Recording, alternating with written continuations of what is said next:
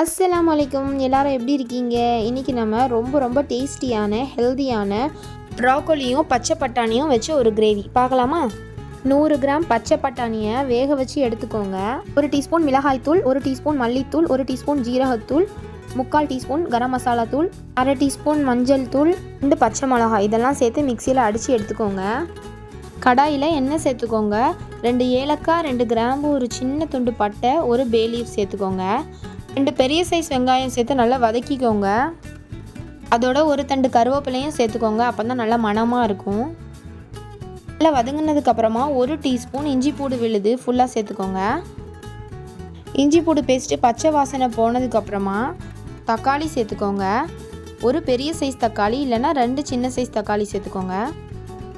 நல்லா வதங்கி மசிஞ்சு வந்ததுக்கப்புறமா நம்ம அரைச்சி வச்ச பேஸ்ட்டை அதோடு சேர்த்து நல்லா கலந்து விட்டுக்கோங்க. அதோட பச்சை வாசனை போகணும். இப்போது சின்னதாக கட் பண்ண ப்ரோக்கோலியை நல்லா கழுவிட்டு இதோட சேர்த்து 1 நிமிஷம் வதக்கிட்டு உப்பு செக் பண்ணி தேவையான அளவு உப்பு இதோட சேர்த்துக்கோங்க. இப்போ நம்ம தண்ணி சேர்த்துக்கலாம். நான் இன்றைக்கி பச்சை பட்டாணி வேக வச்ச தண்ணி தான் சேர்த்துருக்கேன். நீங்கள் நார்மல் தண்ணினாலுமே சேர்த்துக்கலாம். உப்பு செக் பண்ணிக்கோங்க இன்னொரு தடவை. மூடி போட்டு 10 நிமிஷம் கொதிக்க விட்டு இறக்குனா ரொம்ப டேஸ்டான ப்ரோக்கோலி கிரேவி ரெடி ஆயிடுச்சு. ரொம்ப சத்தும் கூட.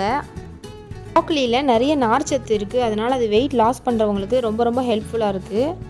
ப்ரோக்கோலி சாப்பிட்டா கொலஸ்ட்ரால் கம்மியாகும். இதயத்தை நல்ல சீராக செயல்பட வைக்குது. உங்கள் ஏரியாவில் இது கிடச்சா கண்டிப்பாக வாங்கி ஒரு தடவையாவது ட்ரை பண்ணி பாருங்கள். இது சப்பாத்தி, பரோட்டா, ஆப்பம், இடியாப்பம், ரைஸ் எல்லாத்துக்கும் சூப்பர் காம்பினேஷனாக இருக்குங்க. கண்டிப்பாக நீங்களும் ஒரு தடவை ட்ரை பண்ணி பாருங்கள். நேரம் பொறுமையாக வீடியோ பார்த்ததுக்கு ரொம்ப தேங்க்ஸ்.